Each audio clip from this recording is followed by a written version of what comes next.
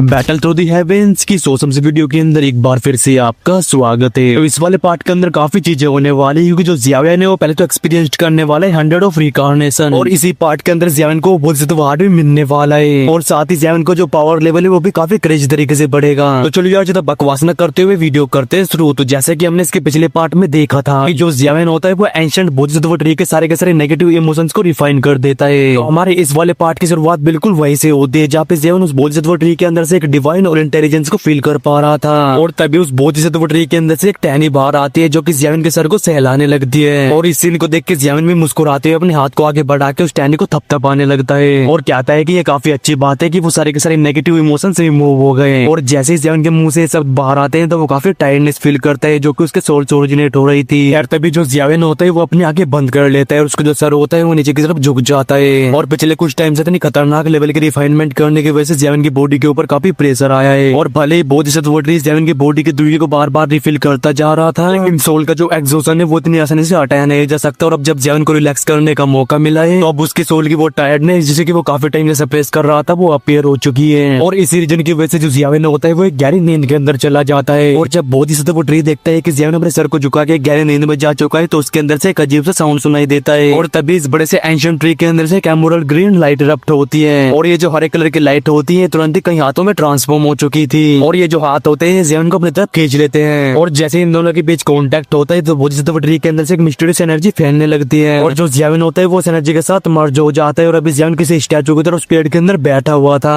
और जब जियावेन की बॉडी बोधिसत्व ट्री के अंदर चली जाती है तो बोधिसत्व ट्री अपनी टहनी को कई बार फटकारता है, और इसी वजह से वहाँ पे रिपल्स फैलने लगती है और कई स्पिरिचुअल होल्स वहाँ पे बन जाते हैं, और इन होल्स के अंदर से कई सारे लोग जिनकी हालत भी काफी ज्यादा खराब होती है वो बाहर आते हैं, और सरप्राइजली ये सभी लोग वही होती है जिन्होंने की बोधिसत्व ट्री के अंदर एंटर किया था, और इसमें काइलिन और यूनोरा का ग्रुप भी मौजूद होता है। खैर इस जगह पे आने के बाद इन सभी के एक्सप्रेशन एकदम से चेंज हो जाते हैं, और इन लोगों में से कई लोगों के चेहरे पे अभी भी डर मौजूद होता है क्योंकि वो समझ चुके थे कि वो इतने टाइम से इल्यूजन के अंदर थे, और अभी यूनर और हनी जैसे स्ट्रॉन्ग लोग भी अपने आप को काम नहीं रख पा रहे थे, और अब जब ये लोग थोड़ी देर पहले के इल्यूजन को याद करते हैं तो लोगों के माथे पे पसीना आने लगता है, और अगर एकदम से ये चेंज ना हुआ होता तो ये सभी हमेशा हमेशा के लिए उस इल्यूजन के अंदर ही फंस के रह जाते हैं। यार धीरे धीरे करके रिकवर होने के बाद ये सभी लोग अपने शौक को भी सप्रेस करने लगते हैं, और एट द सेम टाइम ये सभी लोग इस जगह को बहुत अच्छे से स्कैन करने लगते हैं, और इन सभी लोगों को सेंस होता है कि इस जगह की लाइफ फोर्स की जो क्वालिटी है वो बहुत ज्यादा हाई है। यार ये जो जगह होती है ज्यादा बड़ी नहीं होती, और थोड़ी देर के बाद इन सभी की नजर जाती है उस बड़े से जेड जैसे ट्री के ऊपर, और अपने सामने के ट्री को देख के इन सभी के मुंह से एक ही बात बाहर आती है, वो कहते हैं बोधिसत्व एंशिएंट ट्री। और अभी थोड़ी देर पहले के इल्यूजन को एक्सपीरियंस करने के बाद ये सभी लोग इस पेड़ को लेकर काफी ज्यादा हॉरिफाइड हो चुके थे, और जब सभी की नजरें बोधिसत्व ट्री के ऊपर मौजूद होती है तो वो उस इंसान को पहचान लेते हैं जो कि बोधिसत्व ट्री के अंदर बैठा होता है, और कहती है कि बिग ब्रदर जियावेन। और जब यूनर के मुंह से ये शब्द बाहर आते हैं तो और भी कई लोग जियावेन को उस पेड़ के अंदर नोटिस करते हैं, और अभी इन लोगों के चेहरों पे अलग अलग इमोशंस मौजूद होते हैं। खैर यूनर को ऐसे रिएक्ट करते हुए देख गोचिंग तुरंत ही यूनर को पकड़ लेता है और कहता है कि यूनर तुम इतनी चिंता क्यों कर रही हो, और हो सकता है कि ये उसके लिए एक बहुत बड़ा मौका है। और गोचिंग के इन शब्दों को सुन के यूनर अपने इमोशन से बाहर आती है, और बोधिसत्व ट्री से रिलेटेड जो भी इन्फॉर्मेशन क्लैन के अंदर मौजूद थी यूनर उन्हें याद करने लगती है। यार थोड़ी देर के बाद जो यूनर होती है वो नोट करती है, और एंशिएंट बुक के रिकॉर्ड्स के हिसाब से बोधिसत्व ट्री के पास 3 ट्रेजर्स मौजूद है, और उनमें से पहला है वो लेजेंडरी बोधिसत्व हार्ट, और दूसरे होते हैं बोधिसत्व एंशिएंट ट्रेड, और अगर बात करें तीसरे ट्रेजर की तो उसका यूज करके इस दुनिया को समझा जा सकता है, जिसे कि नेचर की कॉम्प्लेक्स भी बोला जा सकता है। और पहले दोनों ट्रेजर्स को समझना काफी आसान है क्योंकि ये फिजिकल फॉर्म में मौजूद है जो कि बोधिसत्व ट्री पोजेस करता है, लेकिन अगर बात करें तीसरे ट्रेजर की तो वो काफी इमेजिनरी होता है, और इस एंशिएंट बोधिसत्व ट्री को नॉलेज रिकॉर्डिनेशन ट्री भी बोला जाता है, और अकॉर्डिंग टू रूमर्स तो ये एंशिएंट ट्री ऐसे मिस्टीरियस इफेक्ट को पोजेस करता है जिससे कि इंसान 100 जन्मों को एक्सपीरियंस कर सकता है, और अगर सिंपल भाषा में बोलो तो 100 ऑफ रिकॉर्डिनेशन, और जिस इंसान के पास ऐसा एक्सपीरियंस होता है तो वो 2डी क्लास में एंटर कर सकता है। और भले ही ये सिर्फ एक रूमर हो लेकिन इस चीज की वजह से कई स्ट्रॉन्ग एक्सपर्ट्स पागल होने के लिए भी तैयार हैं, और इस टाइम पे यहाँ पे मौजूद सभी लोगों की नजर जियावेन के ऊपर ही टिकी होती है जो कि अभी एंशिएंट ट्री के अंदर मौजूद था, और जियावेन को देखने के बाद इन सभी की आगे काफी होटी हो चुकी थी, और यहाँ पे आने वाले मैक्सिमम लोगों का बैकग्राउंड काफी ज्यादा स्ट्रॉन्ग है, और इसी वजह से नेचुरली वो लोग भी जानते थे कि बोधिसत्व ट्री के पास 3 ट्रेजर्स मौजूद हैं, और ये तीनों ट्रेजर्स इतनी भयानक लेवल की पावर को पोजेस करते हैं कि इससे किसी भी एक्सपर्ट्स का पावर लेवल खतरनाक तरीके से बढ़ सकता है। और अभी वो जो हेमेंडेमर विक्स्टेप का जियोफेंग होता है उसके एक्सप्रेशन काफी ज्यादा गंदे हो चुके थे,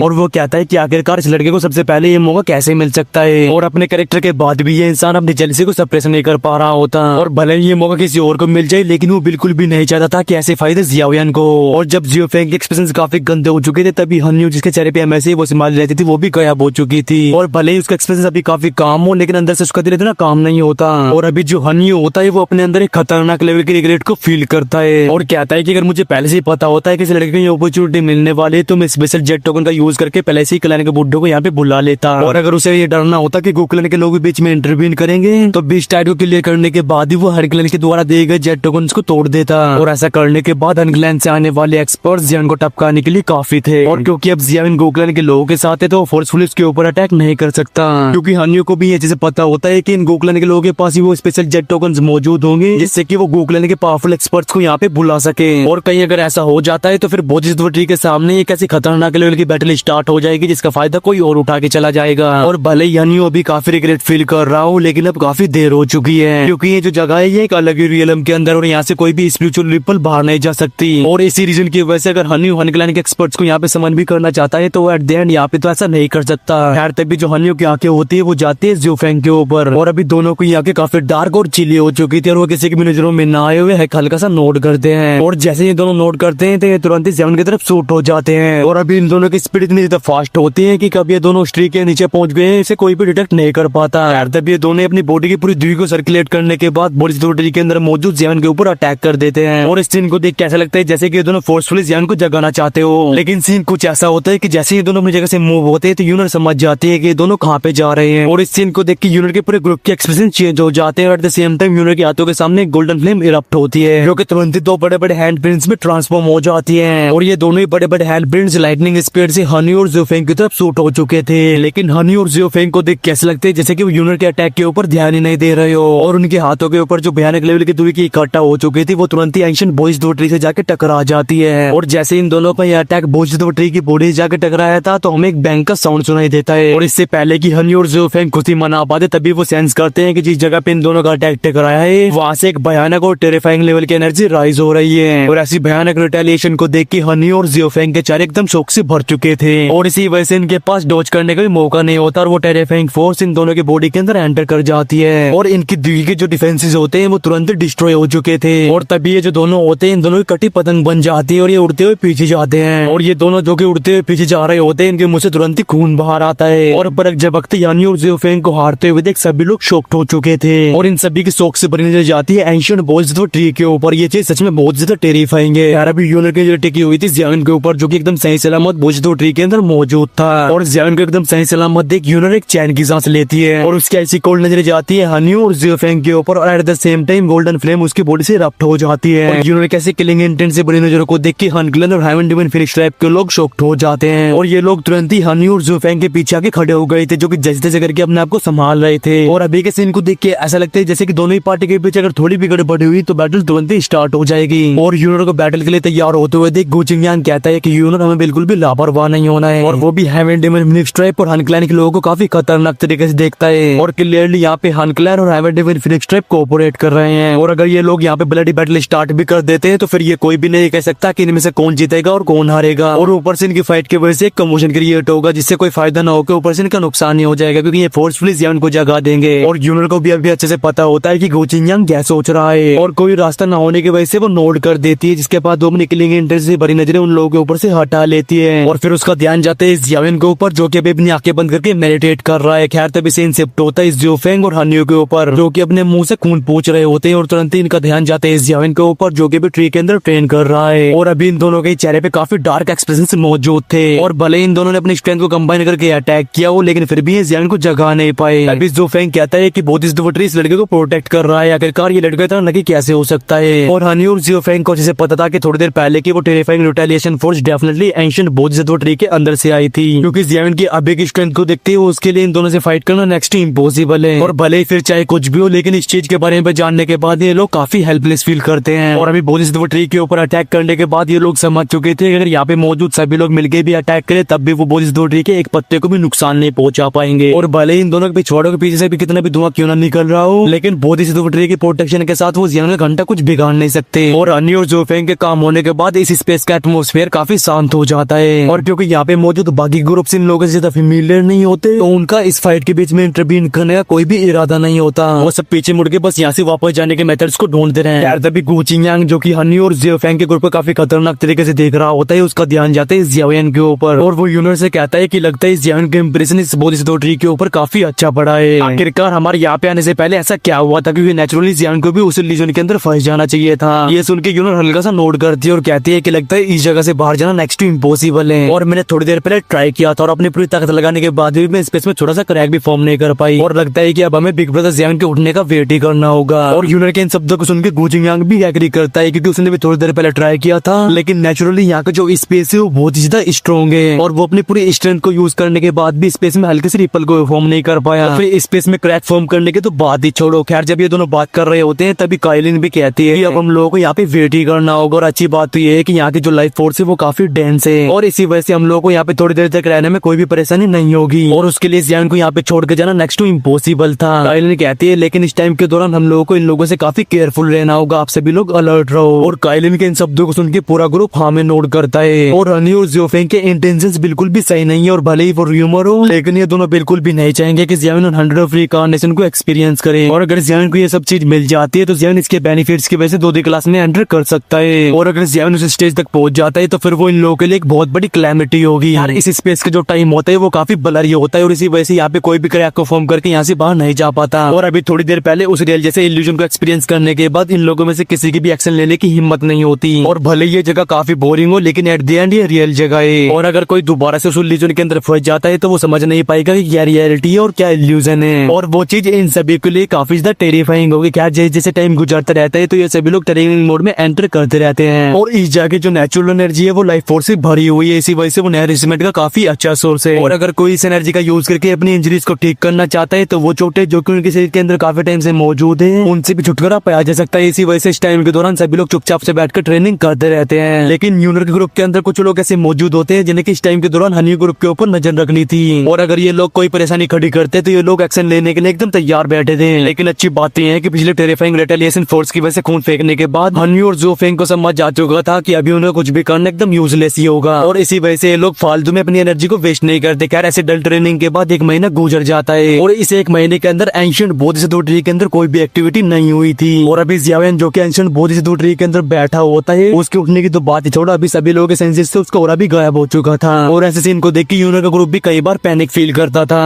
लेकिन अच्छी बात तो ये होती है कि इन सभी के दिमाग भी काफी अच्छे से काम कर रहे हैं, इसी वजह से कोई भी फालतू एक्शन नहीं लेते, और भले ही ये लोग अपनी सेंस ऑफ रीजनिंग को जिंदा रख पाते हैं लेकिन बाकी के लोगों के साथ ऐसा कुछ भी नहीं होता। जैसे टाइम गुजरता जाता है तो लोग अपने पागलपन की हद तक पहुंचते जाते हैं, क्योंकि इनमें से कोई भी नहीं चाहता था कि वो हमेशा हमेशा के लिए यही पे कैद होके रह जाए, क्योंकि अगर ऐसा हो जाता है तो फिर इनके और कैदियों के बीच क्या डिफरेंस रह जाएगा। खैर, ये पागलपन 7 दिनों तक और चलता रहता है, और फाइनली इन लोगों में से कुछ लोग अपने पागलपन को नहीं संभाल पाते और इन लोगों की आंखें एकदम ब्लडेड हो जाती है, और अभी ये सभी लोग एंशिएंट बोधिसत्व ट्री से फाइट करने के लिए रेडी हो चुके थे। लेकिन यही वो टाइम होता है जब जियावेन जो कि एक पत्थर की मूर्ति की तरह एंशिएंट बोधिसत्व ट्री के अंदर बैठा हुआ था उसकी बॉडी कांपने लगती है, और उसकी वो आंखें जो कि 1 महीने से लगातार बंद होती है वो खुल जाती है, और जियावेन को अपनी आंखों खोलते हुए देख सभी लोगों की आंखें एकदम शॉक से भर जाती है। वेल, इसी सीन के साथ हमारा ये वाला पार्ट यहीं पे खत्म होता है, और हाँ, जियावेन ऑलरेडी 100 ऑफ रिकार्नेशन को एक्सपीरियंस कर चुका है, और साथ ही साथ बोधिसत्व हार्ट भी मिल चुका है, और जियावेन का जो पावर लेवल है वो भी हाफ बेंशिंग लेवल पे पहुंच चुका है, और ये सब आपको इसके नेक्स्ट पार्ट में पता चल रहा होगा। तो इसके नेक्स्ट पार्ट के लिए आप वीडियो को लाइक कर सकते हैं, और अगर आप लोग चैनल पे नए हो तो चैनल को सब्सक्राइब करके उस बेल आइकन को भी जरूर से प्रेस कर देना। चलो यार, इस वीडियो को करते हैं यहीं पे एंड, और मैं मिलता हूँ आपसे नेक्स्ट वीडियो में। Till then take care and bye bye, I love you all guys. बोलो महादेव महादेव।